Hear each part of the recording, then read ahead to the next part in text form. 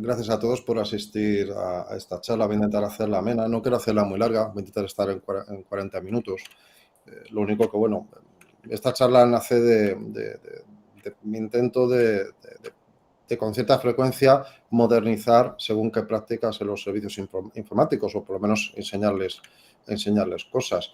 Y esta charla, pues, venía en ese sentido. Yo supongo que todos estáis familiarizados con lo que son los modelos grandes de lenguaje, pero bueno, básicamente, pues acaso alguien no estuviera al tanto, podemos pensar en ellos como máquinas o, digamos, redes de tokens que se interconectan, bien sea por frecuencia o por otros tipos de conectividad en función del conjunto de datos sobre el que se entrena, normalmente colecciones de millones y millones de documentos, y que la capacidad de interconexión de estos tokens, en los que se descompone las palabras, ya sean pertenecientes a ejemplos de lenguajes de programación, documentos científicos, literatura, cualquier tipo de información, se contempla o se caracteriza en función de los parámetros, ¿no? Los billones de parámetros, bueno, miles de millones de parámetros, que es como suelen aparecer caracterizados los modelos. Los modelos te lo suelen vender, pues eso, en 7 billones, en 12 billones, en 14, y en función de esos parámetros, así será de complejo el modelo y así será de grande. Es importante entender que los modelos grandes de lenguaje estamos acostumbrados a utilizarlos porque los ofrecen ciertas empresas, pero existe la opción de ejecutarlo desde el punto de vista de software libre en condiciones de privacidad absoluta y control total de la infraestructura. En este caso, pues vamos a estar limitados por el hardware que tengamos, pero hay recorrido. Pero bueno, el caso es que los modelos grandes de lenguaje se pueden entender como grandes procesadores de información, que lo que hacen es contrastar la información que viene con información que ya está recogida en esas interconexiones que tiene entre tokens, y genera como resultado otro conjunto de tokens que tienen sentido o son consistentes con la representación interna que tienen de la documentación analizada, y también con el texto que ha podido proporcionar el interesado a través de ese diálogo con la máquina.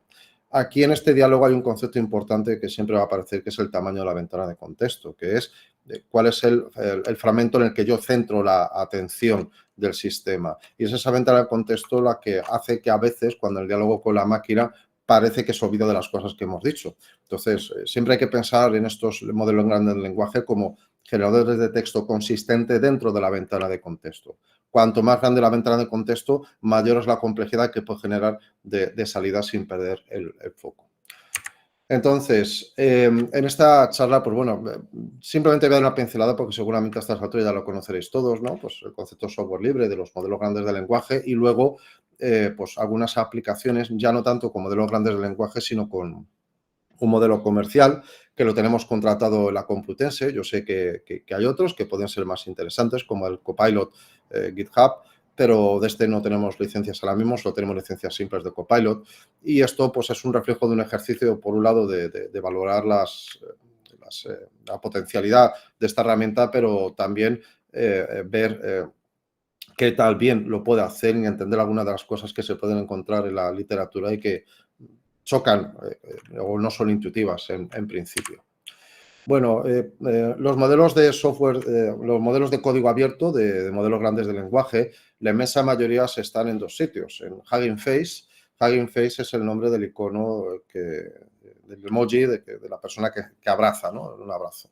Entonces, si vais a esa web, encontraréis modelos de distinto tipo, muy especializados en tareas, en visión artificial, en procesado de documentos, en respuesta a preguntas, y en función de lo que uno quiera se baja un modelo. Cada uno está caracterizado por un benchmark, unos resultados en los benchmarks estándares que tienen en Hugging Face, que permite comprobar la evolución de los modelos entre sí y elegir el modelo que mejor se ajuste. Aquí la regla de cuanto más grande el modelo mejor funciona no es cierta. Quiero decir, hay modelos que en función del uso concreto funcionan mejor siendo pequeños y otras veces funcionan mejor siendo grandes. Instalar un modelo de software no es demasiado intuitivo, se utiliza la infraestructura estándar, pues, con Python, con Llama CPP, pero con Llama, que es lo que utilizo yo normalmente, sí que es muy intuitivo. Basta ejecutar el comando este con Docker para instalarse una instancia de Llama y una vez instalado Llama, instalarse cualquier modelo de la librería de Llama, que básicamente es el 90% de los modelos grandes de lenguaje más demandados. Cuando se utilizan modelos de lenguaje de código abierto, siempre hay que tener en cuenta las limitaciones de nuestras máquinas o de los servicios. Normalmente se ejecutan con mayor rendimiento si se utilizan tarjetas gráficas. Aquí la velocidad de las tarjetas gráficas o el rendimiento de las herramientas de los modelos grandes de lenguaje se van a medir en tokens por segundo, cuántos tokens por segundo generan. Y normalmente cuando utilizas GPU, pues está entre los 8 o 20 tokens por segundo. ¿Qué es lo que ocurre? Que las tarjetas gráficas que tenemos normalmente tienen potencial limitada. La mayoría de las veces, o por lo menos las tarjetas que los equipos de alta gama que se tienen, tipo Workstation, pues van a ser de 8 GB de memoria. ¿Vale? Tarjetas más avanzadas, pues aquí tienes el ejemplo, 16 GB puede valer entre 800 y 1.500 euros. Existe la posibilidad de contratar estos servicios en Amazon o en Google para tener acceso a grandes tarjetas. Lo único que cuanto más potente la tarjeta, mayor es el coste. El caso es que no hay que depender del tamaño de la tarjeta y existe una cosa que se llama Llama CPP, que es una implementación que surgió para intentar hacer lo que hace la tarjeta gráfica, pero en CPU. La salida es mucho más lenta, a lo mejor estamos hablando entre 1 y 2 tokens por segundo en función del tamaño del modelo, pero genera salida. Entonces, aquí hay trabajo futuro que hace esperar que a lo mejor con múltiples CPU vamos a conseguir mayor frecuencia de tokens por segundo y esto pues son buenas noticias porque significará que la infraestructura de computación que tenemos la mayoría de las universidades pues se puede utilizar para esta finalidad y no es necesario andar con compras e instalaciones de tarjetas gráficas que son caras de mantener y enseguida se quedan obsoletas.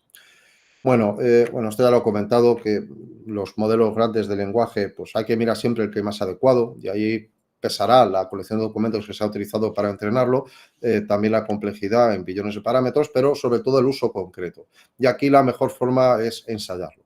Se pueden utilizar recomendaciones, pero por ejemplo, yo muchas veces me he encontrado que para hacer resúmenes no me funcionaba igual el Llama CPP que el modelo de Alibaba, que es el QWN, el Qwen. ¿Ya? Entonces, la lección es que hay que probar, hay que probar. Y de Llama es muy fácil probar diferentes modelos y con el mismo caso ir conmutando el modelo para ver qué tal funciona. El código para utilizar un modelo de grande lenguaje es simple. Aquí tenemos un ejemplo de conversación en la cual pues, la clase conversation se le manda un prompt del usuario y devuelve una respuesta que sería la contestación en el diálogo. Esto sería una parte más amplia, ¿no? del código. Esto es un ejemplo clásico en Python y aquí lo que haría sería conmutar o poder conmutar a nivel de código con el modelo que esté consultando. Se está asumiendo que estoy contactando con un servidor tipo Llama y con esto pues se pueden automatizar bastante las pruebas que queráis hacer con diferentes modelos para ver cuál os funciona mejor. Bueno, esto no lo voy a contar. La pregunta de si todos los modelos funcionan igual para la tarea en cuestión, que es la programación, que es la que nos interesa, la respuesta es obviamente que no. Entonces, hay modelos genéricos como el Llama, que te hacen tal labores de codificación, pero luego hay particularizaciones como el Code Llama, que se especializan en generación de código. Esto normalmente proviene de mecanismos tipo mezcla de expertos o ajuste fino, que hacen que los modelos más grandes los ajustemos y los acondicionemos más al dominio concreto de la programación y nos importe menos pues, otros ámbitos, por ejemplo, conocimiento de la historia. Entonces, aquí he resumido, bueno, para probar estos modelos, pues hay benchmarks donde se juntan descripciones en lenguaje natural del problema con soluciones en código, que normalmente suele ser Python, Java o C. Entonces, estos benchmarks se utilizan, esos conjuntos de datos se utilizan para hacer benchmarks que permiten comparar los diferentes modelos de código abierto, incluso modelos comerciales. Ahora mismo tenéis ahí listado pues, modelos de código abierto que por su tamaño son asequibles para ejecutar en modelos locales. Normalmente las tarjetas gráficas que tenemos pues, suelen tener 4 gigas, por lo menos las tarjetas más decentes. Entonces, podéis consultar el tamaño de vídeo de vuestra tarjeta, bien sea directamente las propiedades del sistema, bien sea consultándolo por internet las propiedades. Y estos que os listo a vosotros son todos modelos accesibles desde Oyama. Con lo cual, si os instaláis Oyama y pedís instalar esto, podéis hacer pruebas inmediatas de rendimiento de estos sistemas. Las comerciales, las que aparecen más frecuentemente en redes sociales, son dos, una es Anthropic y otra es ChatGPT. No tengo comparaciones de Claude con los otros modelos, pero sí que encontré un artículo donde comparaba los diferentes modelos grandes de lenguaje y qué tal funcionaban para el rendimiento. Aquí se llevaba la palma a ChatGPT 4 Turbo con un 81.7% de rendimiento, pero los modelos seguido de Gemini 1.5 Pro. Aquí no tenía comparativa con código abierto, pero ¿Qué sí. es el rendimiento, Jorge? Perdona, en este caso. Sí, bueno, es que hay que leerse el artículo. Lo que hacen es utilizar, creo que era 3 datasets, donde está la descripción del problema y la solución, y comparan la solución obtenida con la solución que daría el entorno de generación de código. Vale, vale, vale. Entonces, luego hay otra parte que mira, que ya lo veremos después en otros trabajos, que miran cuál es el rendimiento de las soluciones que genera la máquina versus el rendimiento de las soluciones que generan los humanos. Pero es la siguiente etapa, ahora lo comento. Bueno, lo bueno es que el Gemini 1.5 Pro queda bastante bien, no muy lejos del ChatGPT, y aquí digo que es una buena noticia porque lo tenemos incluido en los servicios de la Complutense. De hecho, si accedéis con vuestra cuenta @UCM a Gemini, podéis utilizar estos modelos. Una de las ventajas que tiene es que tiene una ventana de contexto de 1 millón de tokens. Este millón de tokens hay que cogerlo con pinzas porque yo no lo he puesto a prueba tanto, pero sí que en mi experimentación sí que a veces se le va la cabeza y consultando en redes sociales otros usuarios dicen lo mismo, con lo cual el millón de tokens hay que verlo en contexto o a lo mejor ese millón de tokens tiene un cómputo diferente al habitual. Bueno, respecto de esto que comentaba antes, ¿no? De qué tan bueno es el código que generan estas herramientas de asistencia. Aquí siempre intento guiarme por la literatura científica y aquí hay un problema con estos LLMs, que es que, bueno, conocéis todos Archive. Archive es un repositorio de artículos no necesariamente aceptados por conferencias. Entonces, es bastante habitual encontrar ahí artículos previo al enviado de la conferencia, lo cual no garantiza su aceptación. No obstante, sí que me gusta señalarlos e incluirlos con esta advertencia de que hay que tomar de forma cautelosa los resultados, pero puede ser un buen aviso de por dónde están funcionando estos modelos. Sí que el primer artículo que cito aquí sí que está publicado. Entonces, ahí utilizan la colección de datos, la de LeetCode, para ver la comparación del rendimiento del software que generan estas herramientas y, claro, lo que dicen es que te da igual el modelo que elijas, que no hay que a pesar de esos trabajos que se hacen por destacar los modelos, en esta prueba concretamente de este entorno, no hay diferencias notables entre los diferentes modelos, tanto de código abierto como comerciales encontrados. Esto en función del artículo, pues hay disparidad. Esto suele pasar también en ciencias de la salud y por eso cuando se tiene algún tipo de avance en ámbito de salud hay que esperar al metaanálisis, es decir, la revisión de los diferentes artículos puntuales para ver si de verdad hay una diferencia notable o significativa en algún avance médico. Aquí pasa lo mismo. Pero me parece interesante ver por dónde va la investigación y lo que está diciendo es que el rendimiento pues no está mal, funciona bien, pero aquí hay que precisar que las labores de estos bancos de pruebas son programas muy pequeñitos, muy pequeñitos. No lo mismo asistir en el código para la redacción de un programa pequeñito que asistir al desarrollo de un sistema. Y por eso los otros dos artículos sí que son más críticos en este sentido. Es difícil hacer un artículo que te valore cuál es la experiencia de una persona que hace un sistema de 20.000 líneas, por ejemplo, versus una persona que hace un sistema de 100, pero los resultados que van saliendo es que, ojo porque la asistencia no es todo lo buena que pueda salir, el código es más complejo y a futuros esto puede ser un problema porque podemos llegar a depender de las máquinas que han generado el código para mantener ese código porque no lo entendamos. Entonces, esto lo veremos porque también hay avances en sistemas grandes de lenguaje en la explicabilidad del código. Entonces, pues bueno. Pues como decía la Complutense, si queréis experimentar con modelos, aparte de los código abierto que podéis instalar en vuestras propias máquinas con las tarjetas que seguro que serán de las decentes, tenéis dos herramientas principales que en principio dan cobertura en la privacidad del dato que le deis. Esto sobre el papel. Quiero decir que vais a Copilot, con Copilot lo vemos dentro de la contratación de Office 365, la licencia que tenemos, y Google por dentro del Education Plus que tenemos. Si os conectas a tanto Microsoft como Google, hacen disclaimers de que mantienen la privacidad del código que damos, lo reproduzco aquí, lo podéis comprar vosotros cuando accedáis, que seguro que no tardaréis mucho. Y en principio no puedo dar más garantías que las que ahí se ofertan. Entonces, yo localizo la cláusula de privacidad, os la enseño y a partir de ahí, pues, estamos en manos de la empresa para utilizarlo. Esto podéis estar de acuerdo o no. Si no estáis de acuerdo, ya os he dado alguna alternativa. Estas que comento de código abierto, que se pueden integrar con sistemas también de codificación y asistencia, y que lo bueno que tiene es que funciona localmente en la máquina y os da privacidad absoluta. Entonces, pues esto yo lo vengo utilizando pues casi desde 2023 para intentar hacer diferentes labores de programación, algún desarrollo hecho. Por ejemplo, cuando sacamos la librería de prompts en el 2023, con la idea de que pues, con el advenimiento de ChatGPT y herramientas parecidas, iba a haber un aluvión de profesores queriendo compartir sus prompts, ¿no? sus diálogos con la máquina para aplicación docente y bueno, lo cierto es que no ha habido muchos profesores que hayan querido compartir esta información. En el foro Aprendetic ha habido experiencias de uso, claro está, pero lo que es la visión de prompt, que era el que se vendía al principio, esto no se ha asentado. Pero bueno, eso valió para hacer esta primera experiencia de desarrollo y la verdad es que uno se quedaba impresionado, ¿no? Cómo funciona. Sobre todo para desarrollos pequeñitos, insisto.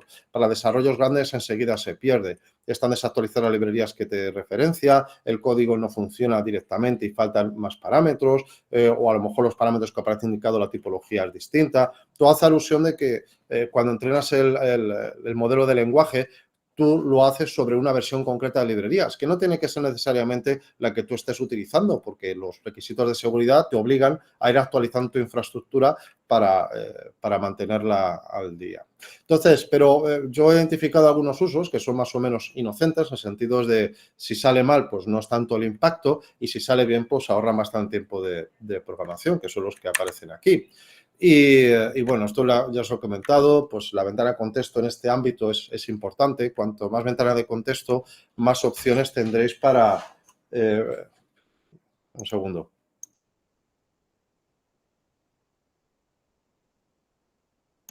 Disculpad. Más opciones tendréis de sacar código consistente y coherente. Entonces, ¿importa el prompt que le demos a la máquina cuando queramos asistencia? Aquí estoy hablando de asistencia en el sentido de que tenemos la herramienta con la caja del diálogo y le pido cosas. No estoy hablando en el sentido de Copilot, donde tenemos un asistente que dispara diálogos y donde te hace sugerencias sobre el texto y también te abre la opción del diálogo. Entonces, nosotros ya digo que en la Complutense no tenemos licencia de esto, que se utiliza, pues son directamente usos particulares, individuales, no sujetos a contratación. Para el uso con las herramientas que tenemos, el Copilot estándar, el Gemini, hay que hacer el diálogo con la máquina y la verdad es que el diálogo, la instrucción que le des importa. Entonces, aquí tengo una chuleta que la he sacado de un artículo que estaba en Archive. Esto, pues, creo que en este caso es una referencia válida, el recoger estas ideas de frases que se pueden incorporar al prompt. Las podéis poner en inglés, yo os recomiendo siempre la interacción en inglés, parece que es más versátil, pero tampoco me va mal con el español. Entonces, y ahí tenéis la diferencia entre pedirle una tarea y pedirle la tarea condicionada con algunos de los elementos que aparecen ahí, esos agregados que ponen en los principios que salen en las tablas. Y como veis en la tabla, pues hay diferencias entre la calidad observada del código. Vamos a ver algunos ejemplos para que lo veáis. Un ejemplo muy simple que consiste en generarme el número del 1 al 100. Si en la izquierda yo le digo utilizando Java y sin más y me sale un código perfectamente válido. Sin embargo, si le añado la frase, que es una de las que él recomienda, eres un ingeniero de software senior, y le meto la misma instrucción de antes, cambia la estructura que sale. Sale más estructurado por procedimientos, define variables constantes para poder definir los límites y, bueno, puede ser discutible si esta es la mejor forma o no, pero podéis ver la diferencia en la generación del código simplemente metiéndolo. Y desde el punto de vista de disciplina de programación, a mí me parece mejor el segundo que el primero, simplemente por la introducción del número aleatorio. ¿Había que meter más elementos? Sí, por ejemplo, yo no hubiera metido las constantes. Entonces, lo hubiera metido como parámetros del número aleatorio. Y esto tiene que ver con que, en principio, y ahora veremos más ejemplos, uno puede tener una colección de añadidos que incorpora en la instrucción que se le proporciona al modelo, al ChatGPT o a la herramienta que queráis, o al Gemini o al Copilot, que hace que la generación de código sea distinta. Por ejemplo, yo le puedo indicar mi preferencia de que no defina constantes si puede meter los parámetros, o puede meterlo como parámetros de una función, ¿vale?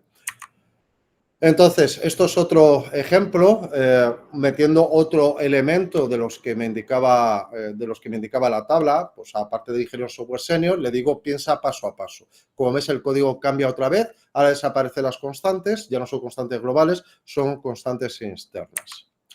Entonces, eso demuestra que una simple, un par de palabras puede cambiar el formato del código que sale y que ahí tenemos que encontrar cuál es el formato que se nos adecua más. En teoría, uno podría incluir descripciones del lenguaje natural de buenas prácticas de programación y también en teoría debería poder salir código que las cumpliera. ¿Por qué digo en teoría? Tenemos un limitante acordados de la ventana de contexto. Al final, meter todos los elementos de buen estilo de programación, que sería lo que había que aplicar, excede con creces lo que es la ventana de contexto, con lo cual tengo que elegir cuáles son los parámetros que yo le meto. Y hay instrucciones que tienen que ver más con el proceso de generación, por ejemplo, cuando le digo piensa paso a paso, que con el estilo de las cosas que saque. Por ejemplo, indicarle que la función o que tenga preferencia para definir parámetros en una función más que definir constantes globales, ¿vale? Entonces, esto es una cuestión a dilucidar y ya puedes encontrar en redes sociales gente que te vende cuál es mi solución, cuál es mi prompt de éxito para hacer código de calidad, ¿vale? Entonces, pues bueno. Otro uso que he encontrado es el de la conversión. Entonces, no pocas veces tengo que hacer conversiones de Python a Java o dentro de un mismo entorno cambiar parámetros de una librería para utilizar otra infraestructura. Por ejemplo, utilizo muchísimo Selenium. Selenium es para automatizar pruebas con sistemas web. Entonces, con Selenium tú puedes hacer las pruebas con un Chrome o con un Firefox, básicamente.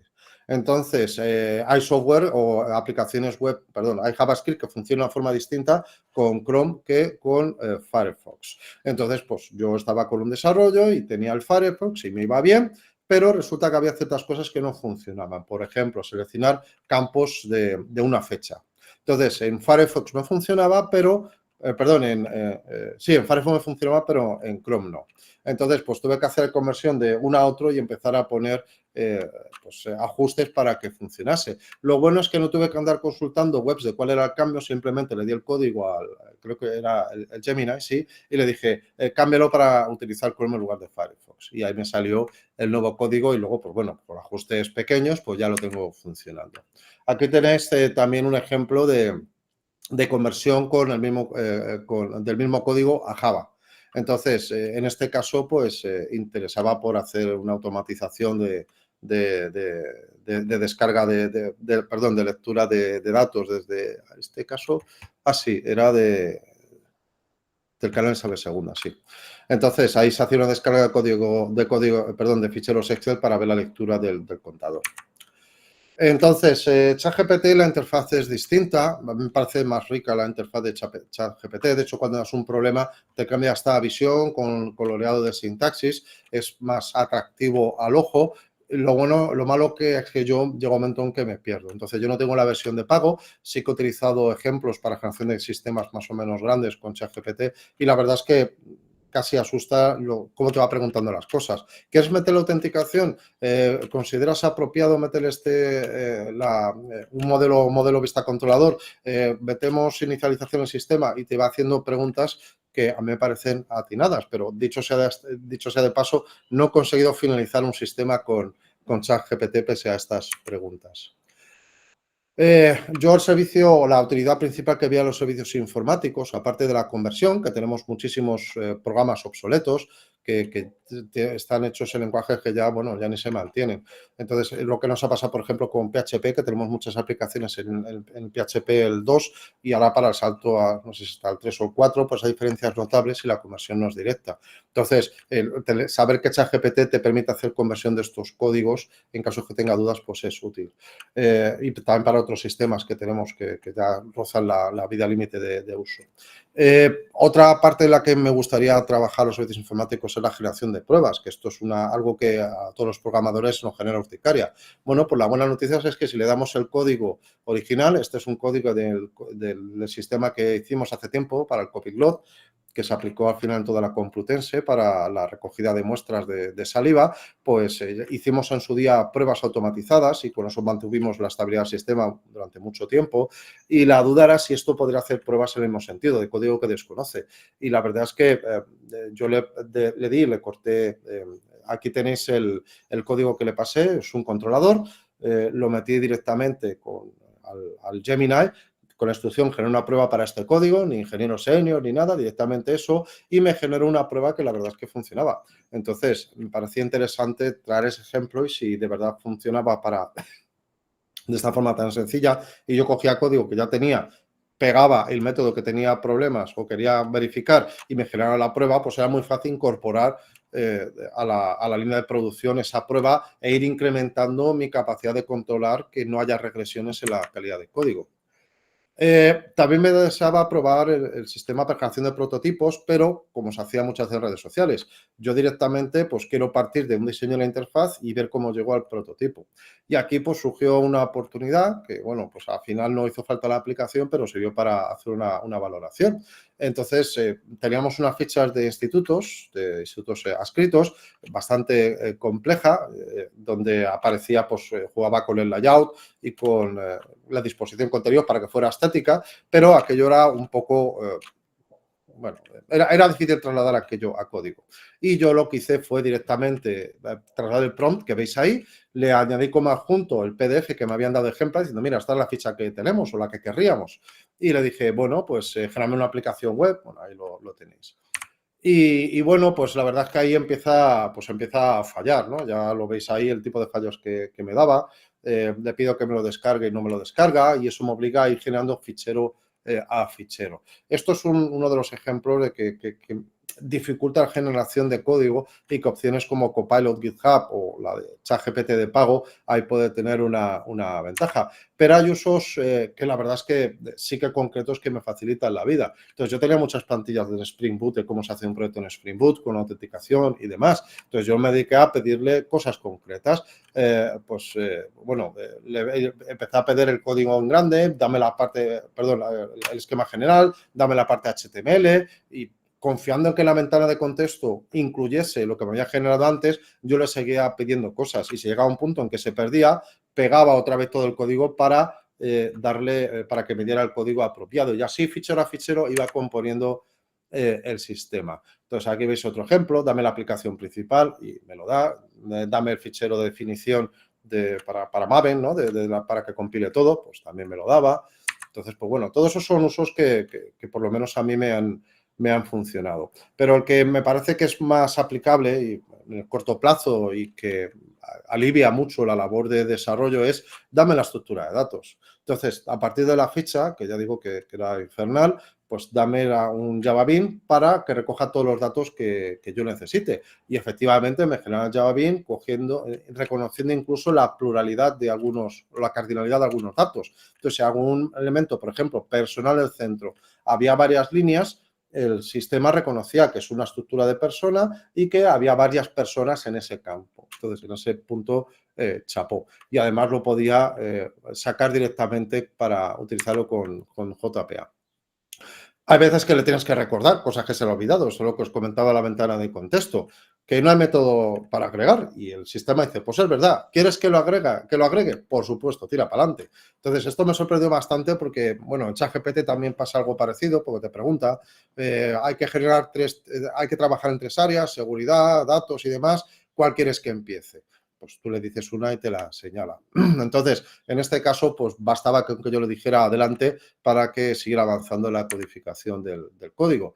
Pero, claro, hay veces que no funcionaba. Entonces, en este caso necesitaba parte de código JavaScript para hacer selección de personal, para hacer selección de campos y poderlos agregar al sistema. Y como veis aquí, pues no funcionaba. Había elementos que estaban obsoletos o que no eran compatibles con el navegador. Entonces, pues bueno, yo le daba el código, le decía pues que lo arreglase y bueno, más o menos se la apañaba, pero el caso este concreto no me la llega a arreglar y tuve que arreglarlo yo manualmente.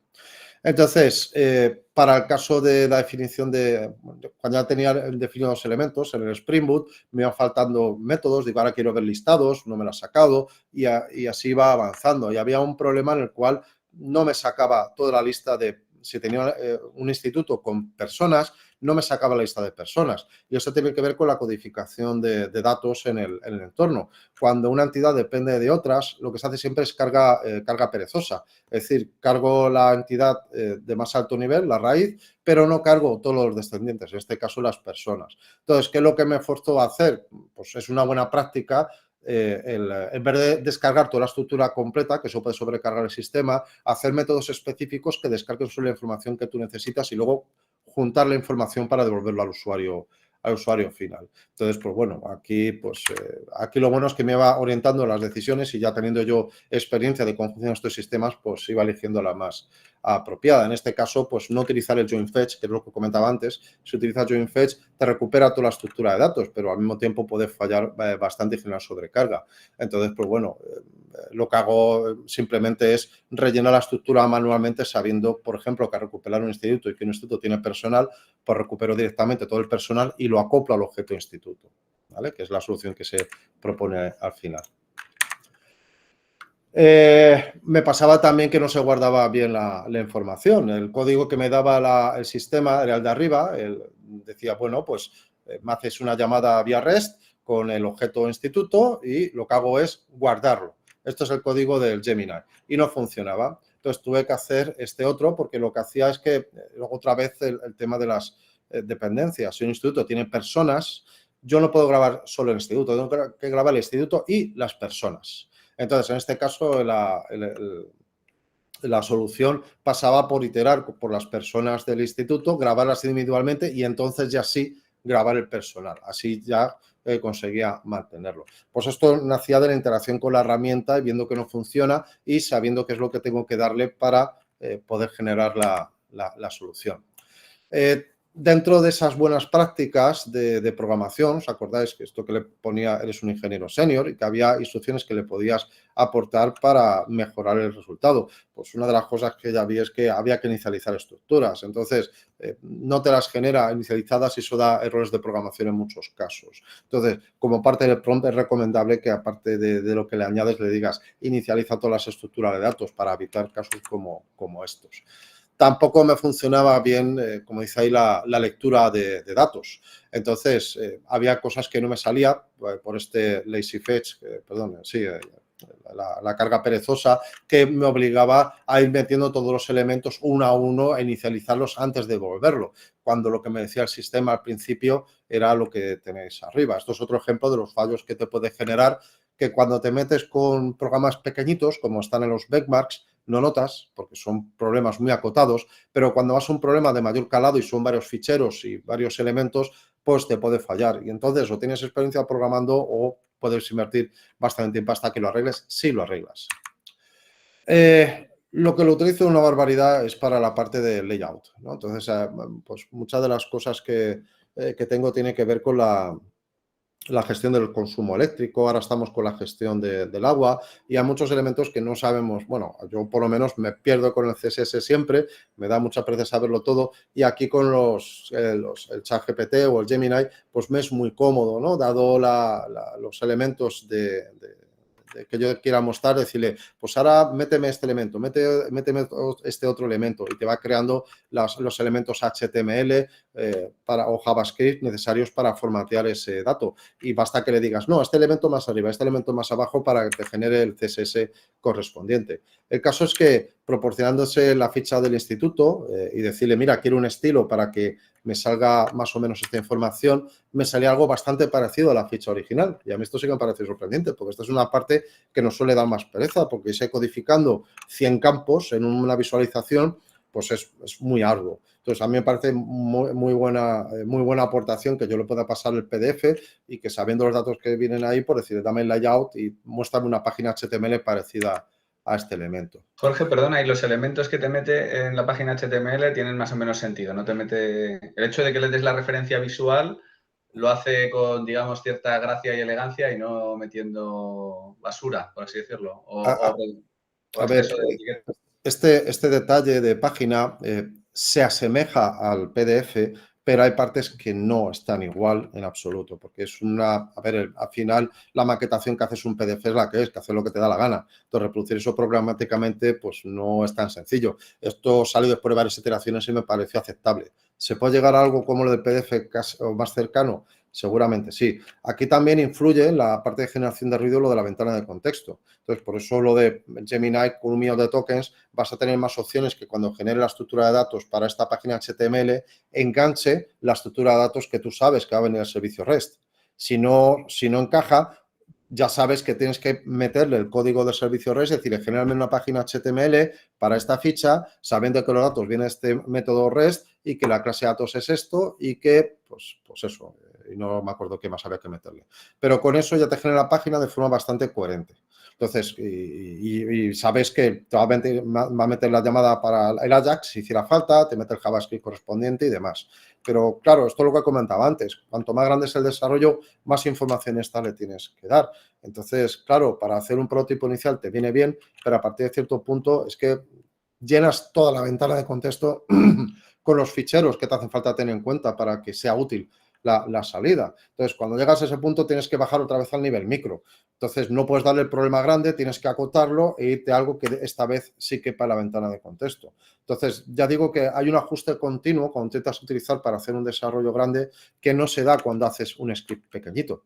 Yo para hacer script pequeñito los hago a patadas y es que me encanta. Les doy un fichero de texto, digo, mira, tengo este fichero de texto. Procésalo para que me digas en cada caso lo que viene después de los 2 puntos. Y te lo hace estupendamente. Entonces, pues para eso muy acotado funciona bien. Cosas como esta, pues no tan bien, o te obligan a ti a reestructurar tu pensamiento cada X tiempo porque sabes que no cabe la ventana de contexto.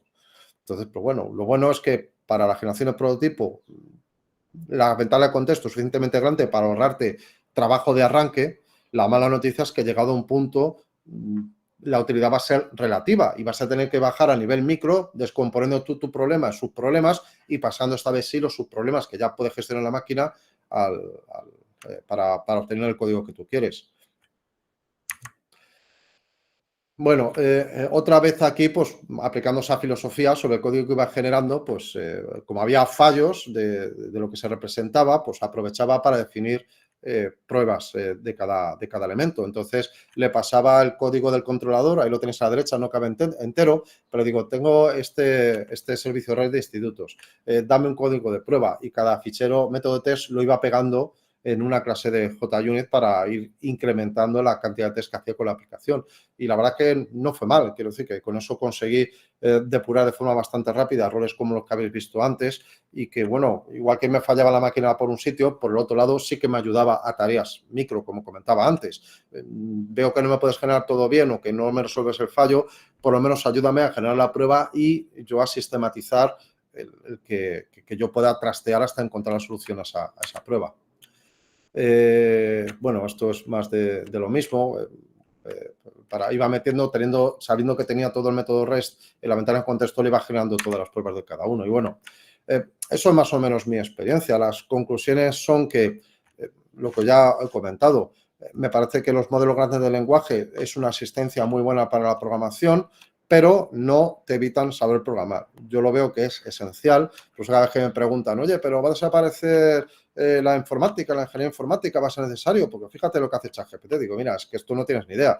Vamos a ver, estas máquinas lo que puede, para quien es un peligro, es para la gente que te vendía bootcamps, ¿no? Campamentos de verano, los que decían, Mira, pues te cierras aquí un mes, 2 meses programando y empiezas a ganar $100.000 al año. Es para ese colectivo para el que es un problema. Yo creo que la profesión que trabaja con otros parámetros, sistemas grandes, eficiencia, seguridad, ciertas características que por las dimensiones de estos sistemas pues no están preparados. Y la pregunta es, ¿pueden llegar a estar preparados? Pues no está claro, porque los sistemas, a ver, hay varios estudios técnicos que ya están diciendo lo que algunos expertos ya sospechaban. Lo primero es que los sistemas, estos LLMs, no razonan.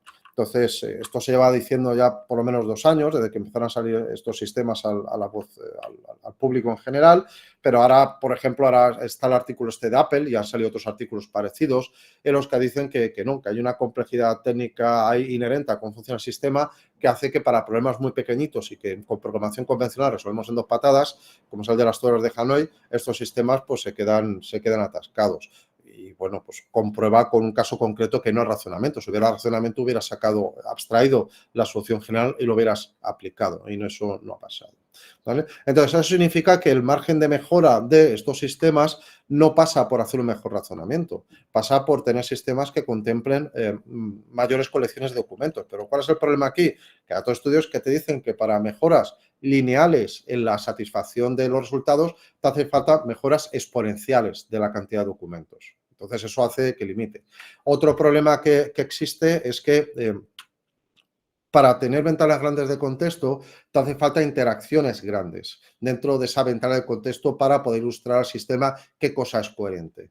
Y aquí donde nos encontramos es carencia de suficientes datasets que tengan esas características. Con lo cual, otra vez, para casos de programación, hombre, yo no digo que dentro de 3, 4 años estas prácticas y si hay una necesidad comercial se invierta en tener sistemas que funcionen mejor para estos ámbitos y para los grandes desarrollos. De momento la literatura lo que te dice es que, ojo, cuidado, el código puede ser más complejo, más difícil de mantener. Mi experiencia propia, ya les he dicho que hay muchos errores respecto de si tú intentas hacer código más o menos especializados, pues vas a fallar. Entonces, los sistemas están muy limitados ahora mismo. Ya digo que, eso es lo que se me ha ido la idea antes, que he visto un mensaje y se me ha ido la pinza, que cuando intentes resolver problemas que tienen que ver con una librería en concreta, con una versión concreta, ahí casi fijo te va a fallar. Y claro, decidme vosotros qué trabajo de programación de los serios no requiere trabajar con múltiples librerías que van modificándose constantemente. Esto es especialmente cierto en el caso de Angular. Aquí, por mucho que podamos, no podemos estar reentrenando los modelos de lenguaje con cada nueva librería de Angular y reescribiendo todos los ejemplos que tengamos para tener constancia de las modificaciones. Ya nos gustaría. De hecho, cuando haces la transición de una librería a otra, los desarrolladores te dan 3 ejemplos y ya está. Y el resto de la comunidad se las tiene que maravillar para encontrar cuál es la adaptación que tiene que hacer en su caso. Y como los sistemas estos no razonan, no van a saber cuál es la modificación que tienen que aplicar. Por mucho que haya prompts que tienen que ver con lo que se llama el patrón Chain of Thought, que supuestamente emula o representa un proceso de razonamiento. Entonces, incluso con eso no llegamos. Entonces, yo siempre digo que tranquilidad a la gente que me preocupa, digo, mira, no, esto no lo veo que vaya a reemplazar ni a un profesor ni a un ingeniero. Eso por un lado. Y por otro es que, claro, ahora mismo toda la gente que se empeña en empujar estas aplicaciones, por ejemplo, pues, universidades que dicen, no, esto es el futuro, esta codificación, la experiencia de cualquiera que haya utilizado estos sistemas es cautela. Te vale hasta cierto punto, a partir de la cual no digo que sea un estorbo, pero sí te obliga a repensar mucho tu interacción con la máquina y es como que le tienes que ir desmigando las piezas. Es como tener, pues eso, una persona que te hace las tareas más simples, que a ti te dan pereza averiguar cuál es la sintaxis, cuál es la documentación, cuáles son los pequeños detalles, pero sabes que tampoco te puedes fiar de la respuesta, porque si hay implicado en la librería hay bastantes posibilidades de que aquello esté mal, ¿vale? Bueno, finalizo aquí y quedo libre para las preguntas que podéis tener.